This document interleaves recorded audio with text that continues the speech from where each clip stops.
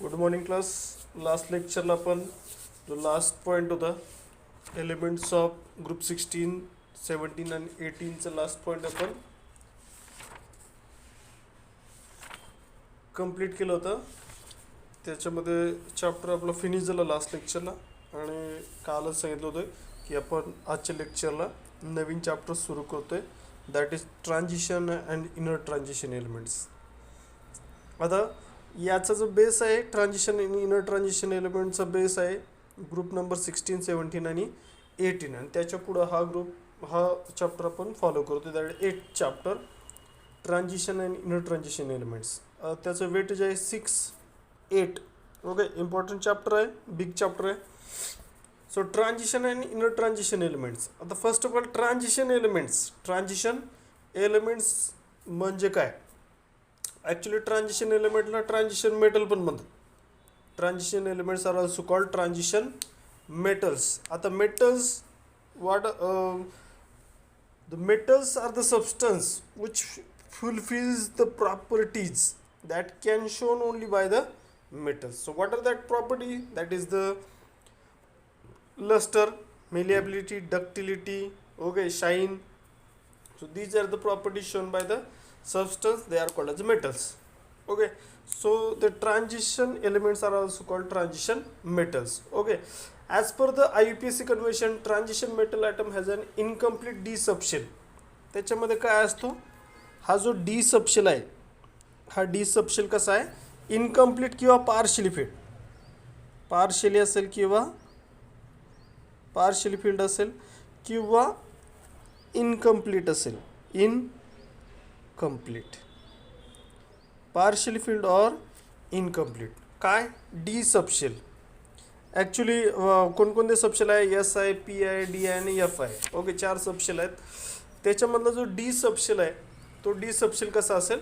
Incomplete असेल किंवा partially fill असेल, किंवा तो काय करेल? It can give cations with incomplete D subshell. D subshell incomplete असल्यामुळे that can produce cation, that can lose electrons and after losing electron they can form cations. Okay, so transition elements, जे transition elements आहेत ते actually 3 to 12 groups आहेत. Group number 3 to 12, 3 पासून start होतात, 12 पर्यंत असतात transition elements. Okay, group number 3 to 12 and having 4 periods. Okay, group number 3 to 12 and 4 periods. Periods किती आहेत? 4 पिरियडमध्ये प्रेझेंट आहे. Okay, four long periods. Okay, so n-1 d orbital there is a present, and general electronic configuration is n-1 bracket d 1 to 10 ns 1 to 2. This is the general electronic configuration for transition elements. n-1 d 1 to 10. d म्हणजे काय? D subshell. D सबशेलमध्ये डीची maximum capacity किती आहे? 10 इलेक्ट्रॉनची आहे. So ranging from first electron 1 electron to the 10th electron, they can arrange themselves in the D subshell, and this is the S subshell having a maximum capacity of 2 electrons. So it can ranges from 1 electron to the 2 electrons. Okay, so here n is the valence shell, where n is a valence shell. n is a valence shell. Okay, so here this is the general electronic configuration for the transition elements. पुढचं point आहे position in the periodic table. तर transition एलिमेंटची exact position काय आपल्याला study करायची. पण position of transition elements in the periodic table. So let's start with the position. Okay, position of transition elements in the periodic table. The transition elements are periods in the period 4 to 7. Period आहे 4 to 7. Okay, 4th period पासून start होतात, 7th period पर्यंत आहेत. आणि groups आहे आपण आताच पाहिलं 3 to 12. ग्रुप आहे 3 to 12, म्हणजे थर्ड ग्रुपपासून सुरू होतो तर 12th ग्रुपपर्यंत हा प्रेझेंट आहे ट्रान्झिशन एलिमेंट्स. ओके. आणि पिरियड कोणता आहे तर पिरियड आहे 4th and 7th. आता पिरियड म्हणजे काय, ज्या हॉरिझॉन्टल लाईन्स आहेत they are called as a periods, आणि ज्या व्हर्टिकल लाईन्स आहेत पिरियडिक टेबलमध्ये they are called as a groups. Okay. So here transition elements are placed at the center. Okay. Actual position कुठे सेंटरमध्ये आहे between s block and P block. S and P. S left hand साईडला आहे, P right hand साईडला आहे. त्याच्या in between काय हा जो आपला ट्रान्झिशन किंवा इनर ट्रान्झिशन एलिमेंट्स आहेत ते प्रेझेंट आहेत. S block is electropositive, P block is electronegative. Okay. So it is in between the S block and P block. Okay. Electropositive S and electronegative P. त्याच्या in between काय आहे हे जे D block elements आहेत. Okay. Transition आणि inner transition elements are called as D block elements ट्रान्झिशनला. Okay. Inner transition मग परत एफ ब्लॉकमध्ये जातं. तर इथं the position is in between periods 4 to 7 and group 3 to 12 and they lie between s block element at the left hand side of the period table and P block elements at the right hand side of the period table and they lie between exactly center of S and P block elements. Okay, so that is the position. Now next point is the electronic configuration. After position, next point electronic configuration. Okay, आता let's see electronic configuration. As we know, general electronic configuration is n minus 1 d 1 to 10 ns 1 to 2. Okay, this is the general electronic configuration. The 3D series, आता याच्यामध्ये परत 4 series आहेत. 3D series, 4D series, 5D series, 6D series. Okay. आता 3D मध्ये 3D सबशेलमध्ये electron add होतील, 4D मध्ये 4D सबशेलमध्ये, 5D मध्ये 5D आणि 6D मध्ये 6D सबशेलमध्ये. आता पहिली आपण 3D सिरीज घेतोय. ओके. आता 3D series begins with scandium 21 to zinc 30. ही आहे 3D series. Scandium 21 to zinc 30. Okay. आता याच्यामध्ये जर आपण इलेक्ट्रॉनिक कॉन्फिगरेशन पाहिलं आपण, जो स्कॅन्डियम आहे त्याचा ॲटॉमिक नंबर आहे 21. त्याचा ॲटॉमिक नंबर आहे 21. आणि जर लिहायचं म्हणलं आपल्याला तर स्कॅन्डियमचं इलेक्ट्रॉनिक कॉन्फिगरेशन कसं लिहू शकतो पहा आपण. इथं मी इलेक्ट्रॉनिक कॉन्फिगरेशन लिहून दाखवतो तुम्हाला. पहा इथं स्कॅन्डियम ॲटॉमिक नंबर 21. आता कंप्लीट इलेक्ट्रॉनिक कॉन्फिगरेशन कसं लिहायचं 1s2 2s2 2p6 then 3s2 3p6 3d1 4s2. Okay. आता 21 इलेक्ट्रॉन्स होतात का चेक करा. हे 2 + 2 4 + 6 10 + 2 12 + 6 18 + 1 90 90 + 2 21. ओके. So 21 electron. ॲक्च्युली हे 1s2 2s2 2p6 3s2 3p6 3d1 4s2 हे झालं कंप्लीट इलेक्ट्रॉनिक कॉन्फिगरेशन. आपण त्याला नोबेल गॅस स्कोअरचं इलेक्ट्रॉनिक कॉन्फिगरेशन पण लिहू शकतो. कसं लिहायचं. नोबेल गॅस कोणता गॅस आहे याच्यामध्ये अर्गॉन येईल. पहिल्यांदा स्कॅन्डियम आहे 21 आहे म्हणलं अर्गॉन. अर्गॉनचा ॲटॉमिक नंबर किती आहे 18. अर्गॉनचं किती आहे 18. मग अर्गॉन कुठेपर्यंत येतो तो हे आहे अर्गॉनचं electronic configuration 1s2 2s2 2p6 3s2 3p6 प 2 2 4 4 आणि 6 10 10 आणि 2 12 12 आणि 6 18. सो 18 अर्गॉनचं इलेक्ट्रॉनिक कॉन्फिगरेशन ॲटॉमिक नंबर अर्गॉनचा 18 आहे. ओके. सो अर्गॉन आहे. अर्गॉन नंतर मग काय राहिला this is the argon and this is 3d1 4s2. Okay. So this will be the 3d1 4s2. So this is the electronic configuration for scandium. Okay. So इथं जो काही ॲड झाला इलेक्ट्रॉन तो कुठं आला 3D सबशेलमध्ये आला. ॲक्च्युली तो आला कुठं 3D सबशेलमध्ये आला. अर्गॉन 3d1 4s2. 2. So similarly we can find out the electronic configuration for 3D series मध्ये आहे scandium, titanium, vanadium, chromium, manganese, iron, cobalt, nickel, copper and zinc. Okay, त्यांचं आपण इलेक्ट्रॉनिक कॉन्फिगरेशन स्टडी करू शकतो. Okay, so general electronic configuration of 4 series D block elements of periodic table. त्याच्यामध्ये 3D series आहे, 4D series आहे. पाहा प्रत्येक series आपण घेऊया म्हणजे लक्षात येईल. पहिले आपण 3D सिरीज घेऊ. 3D सिरीजचा जनरल इलेक्ट्रॉनिक कॉन्फिगरेशन आहे अर्गॉन 3D1 4s2 3D1 to 10 3D series. Okay, आता 4D सिरीज आहे. आता 4D मध्ये जो काही आपला नोबेल गॅस कोअर आहे तो अर्गॉन नंतर काय येणार क्रिप्टॉन. आणि क्रिप्टॉनमध्ये याच्यामध्ये आहे 4D again 1 to 10 5s0 to 2 5s0 to 2 म्हणजे कधी तो 0 पण असेल येस, काही वेळेस 2 पण इलेक्ट्रॉन्स असतील त्याच्यामध्ये. हा झाला 4D. त्याच्यानंतर आहे 5D मध्ये आपला नोबेल गॅस कोअर येते झेनॉन.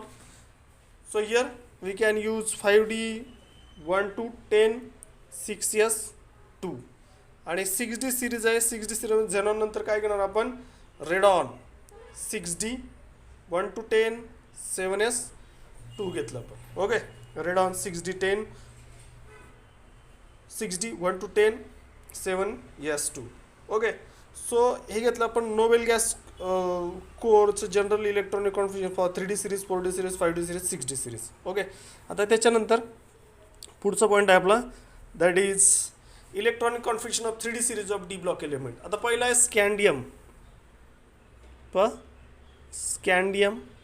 त्याच्यानंतर आहे टिटॅनियम, त्याच्यानंतर आहे व्हॅनेडियम, त्याच्यानंतर आहे chromium, manganese, iron, cobalt, nickel, copper and zinc. हा आहे 21 22 23 24 25 26 27 28 29 आणि 30. आता याच्यामध्ये 2 इलेक्ट्रॉनिक कॉन्फिगरेशन आहे. एक आहे एक्सपेक्टेड आणि दुसरा आहे observe. Expected and observe electronic configuration. आता 25 एक्सपेक्टेड काय याचं अर्गॉन 3D1 4s2. ऑब्झर्वर काय अर्गॉन 3D1 4s2. Expected and observe एकच आहे स्कँडियमचं. टिटॅनियमचं काय आहे अर्गॉन. आता काय होईल हा 21 आहे 22ला काय होईल डी मध्ये एक इलेक्ट्रॉन ॲड होईल that is 3D2 4s2. Same ह्याचं पण सेम आहे 3D2 4s2. Okay, sorry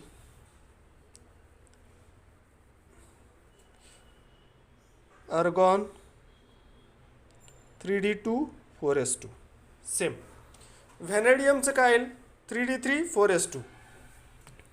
अर्गॉन 3D3 4s2 याचं पण सेम 3D3 अर्गॉन 3D3 4s2. आता पुढचा आहे आपला क्रोमियममध्ये that will be the argon. आता 3D नंतर 3D3 नंतर 3D4 4s2. हे झालं एक्सपेक्टेड म्हणजे filling of 1 electrons in each subshell of d orbital that is D1 D2 D3 D4. आता हे झालं एक्सपेक्टेड असं यायला पाहिजे. पण ऑब्झर्व इलेक्ट्रॉनिक कॉन्फिगरेशन काय आहे इथं अर्गॉन 3D5 4s1. आता इथं जर तुम्ही पाहिलं तर इथं एक्सपेक्टेडमध्ये काय आहे 3D4 4s2 आणि ऑब्झर्वमध्ये काय आहे 3D5 4s1. तर याच्यामध्ये पहा ज्यावेळेस ऑर्बिटल किंवा सबशेल हा व्हॅकंट असेल, हाफ फिल्ड असेल किंवा कम्प्लिटली फिल्ड असेल. हा लक्षात ठेवा ऑर्बिटल और subshell whenever there is a vacant half filled आणि completely filled. At that time the orbital is or that subshell is a stable, that subshell is a stable. आता D मध्ये इथं 4 electrons आहेत आणि डी ची maximum capacity किती आहे 10 इलेक्ट्रॉनची. तर 10 इलेक्ट्रॉनचा हाफ किती होईल 5. So it can acquire 1 electron from 4s subshell. So here 4s subshell giving 1 electron and that will form 3d5. So 3d5 is a stable electronic configuration as compared to the 3d4, and therefore the expected and observed electronic configuration for chromium is different. Then पुढचा आहे manganese. आता manganese मध्ये आपलं expected electronic configuration आहे AR 3d5 4s2. याच्यामध्ये पण काय येईल अर्गॉन 3d5 4s2. त्याच्यामध्ये चेंजेस होणार नाही का, कारण डीचे मॅक्झ हा फील्ड किती होता 5. ओके. आता आयन आहे, आयनमध्ये पहा अर्गॉन, आता इथं 3d5 होतं, इथं काय ना 3d6 4s2, 3d6 4s2. इथे पण काय होईल अर्गॉन 3d6 4s2. याच्यामध्ये काही चेंजेस होणार नाही. आता कोबाल्टमध्ये पहा, कोबाल्टचा ॲटॉमिक नंबर आहे 27. So it can form अर्गॉन 3d7 4s2, 3d7 4s2. इथे पण काय येईल अर्गॉन 3d7 4s2. याच्यामध्ये चेंजेस होणार नाही. निकेल पहा, nickel अर्गॉन 3d8 4s2, अर्गॉन 3d8 4s2. अर्गॉनचं पण काही चेंजेस होणार नाही, सॉरी निकेलचं. कॉपर, कॉपरमध्ये पहा कॉपरचा atomic number 29. So it can form argon 3d9 4s2, 3d9 4s2. पण इथं एक ऑब्झर्व इलेक्ट्रॉनिक कॉन्फिगरेशन काय येत आहे, दॅट इज 3d10 4s1. आता इथं जर तुम्ही पाहिलं तर एक्सपेक्टेडमध्ये 3d8 नंतर 3d9, पण ऑब्झर्वमध्ये 3d8 नंतर डायरेक्ट 3d10 झालं आहे का, कारण डीची मॅक्झिमम कॅपॅसिटी किती आहे 10 इलेक्ट्रॉनची आहे. Okay. So that can form 3d10 4s1. आणि झिंकचं काही प्रॉब्लेम नाही, 3d अर्गॉन 3d10 4s2, अर्गॉन 3d10 4s2. Expected आणि ऑब्झर्वमध्ये काही प्रॉब्लेम येणार नाही. ओके. येतं लक्षात. सो चेंजेस कुठं झाले क्रोमियममध्ये, क्रोमियममध्ये आणि कॉपरमध्ये. Chromium and copper shows expected and observe electronic configuration. Okay. So पुढचं पॉईंट आहे आपला electronic configuration of chromium and copper. याच्यामध्ये the general electronic configuration of copper and chromium, the 3d and 4s orbital are closer in energy in order to gain extra stability. Last electron instead of occupying 4s orbital occupy 3d orbital. Okay. So chromium मध्ये 3d5 4s1, 3d5 4s1 and copper मध्ये 3d10 4s1. Okay. हे expected and observe electronic कॉन्फिगरेशनमध्ये आपल्याला थोडासा changes त्याच्यामध्ये येतोय. Okay. पुढचं point आहे आपला oxidation state of first transition series of elements. आता ह्याच्यामध्येच आपलं पुढचा पॉईंट आहे आपला oxidation state, oxidation state. Okay. आता ऑक्सिडेशन स्टेटमध्ये स्कँडियमची ऑक्सिडेशन स्टेट. आता ऑक्सिडेशन स्टेट म्हणजे काय, the charges it would carry after complete transfer of electron. Complete transfer of electron झाल्यानंतर जे काही चार्जेस आहेत त्या चार्जेस होते त्याची I think oxidation state depend आहे. आता इथं जर तुम्ही केअरफुली पाहिलं तर स्कँडियम आहे, स्कँडियममध्ये किती इलेक्ट्रॉन्स आहेत, unpaired electrons are participating in the bond formation. Okay. So स्कँडियममध्ये 2 इलेक्ट्रॉन लूज झाला तर it can shows +2 oxidation state, आणि हा एक लूज केला तर it can shows +3 electrons. Okay. So it can shows +2 +3. इथं पहा रब करतो मी इथे.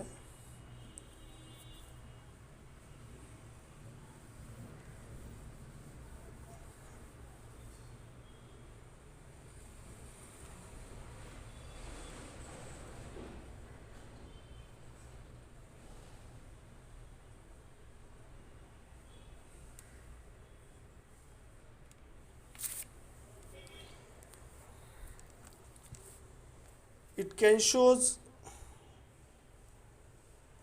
+2 +3. Sorry, scandium shows +2 and +3 oxidation state. का तर स्कॅन्डियममध्ये पहिल्यांदा हे 2 इलेक्ट्रॉन बॉन्ड पार्टिसिपेट करतील, ओके, लूज होतील. They can share 2 electrons, therefore shows +2 oxidation state. And apart from this D मध्ये एक अनपेड इलेक्ट्रॉन आहे, so 2 + 1 that become 3 oxidation state. It can show +2 oxidation state +3. कोण? स्कॅन्डियम. आता titanium आहे. टिटॅनियममध्ये it can show +2 then +3 then +4. का? A+2 याच्यातला D मधला एक इलेक्ट्रॉन +3, याच्यातला अजून एक इलेक्ट्रॉन +4. ओके, लक्षात येते का? पहा, +2 +3 +4. व्हॅनेडियम. आता व्हॅनेडियम मध्ये किती आहेत? +2 +3 +4 अँड +5. का? हे 3 आणि हे 2 5. So it can show +2 +3 +4 +5. आता ह्याच्यामध्ये क्रोमियम काय करेल? It can shows +2 +3 +4 +5 and +6. And manganese काय शो करतो? Manganese shows +2 +3 +4 +5 and +7. आयन काय करतो? +2 +3 +4 +5 +6. कारण आयनच्या मँगनीज नंतर जे काही पेअरिंग आहे इलेक्ट्रॉनचं, ते पेअरिंग स्टार्ट होतं, म्हणून ऑक्सिडेशन स्टेट कमी होतात. Then +2 +3 +4 and +5. कशामध्ये? कोबाल्टमध्ये. निकेलमध्ये परत +2 +3 अँड +4. कॉपरमध्ये +1 +2 and zinc shows +2. Okay, so this is the oxidation state for the elements of 3D series of D block elements. Okay, shows variable oxidation state depending on the unpaired electrons. So number of unpaired electrons याच्यामध्ये किती आहे? एक unpaired electrons आहे, याच्यामध्ये 2 आहेत, याच्यामध्ये 3 आहेत, याच्यामध्ये 5 आहेत, याच्यामध्ये 5 आहेत. नंतर याच्यामध्ये परत किती आहेत? 6 अनपेड इलेक्ट्रॉन्स आहेत. आणि नंतर अनपेड इलेक्ट्रॉन्स काय होतात? पेअर्ड इलेक्ट्रॉन्स बनतात. Unpaired electron become paired electrons after ion, cobalt, nickel, copper and zinc. आणि जर तुम्ही इथं पाहिलं तर +2 +3 देन +4 वाढत राहते ऑक्सिडेशन स्टेट, +5 +6 +7. आणि +7 नंतर इथं मँगनीज नंतर परत ती डिक्रीज होते, दॅट इज +6 +5 +4 +2 +2. हे का? Because the oxidation here pairing start होते एलिमेंटची, आणि त्याच्यामुळं त्याची ऑक्सिडेशन स्टेट काय होते? कमी होते. ओके, सो पुढचा पॉईंट आहे आपला याच्यामध्ये, that is physical properties of first transition elements. Okay, ते आपण उद्याच्या लेक्चरला घेऊया. Okay, so manganese shows variable oxidation state because it contain 5 unpaired d electrons, shows 6 different oxidation state. Okay, आणि स्कॅन्डियममध्ये फक्त एकच अनपेड इलेक्ट्रॉन आहे, त्याच्यामुळे हे चेंजेस तुम्हाला दिसते. ठीक आहे, थँक्यू. उद्याच्या लेक्चरला आपण physical properties of first transition elements आणि काही ट्रेंड्स आहेत, ते ट्रेंड्स आपण उद्याच्या लेक्चरला घेऊया. ठीक आहे, थँक्यू.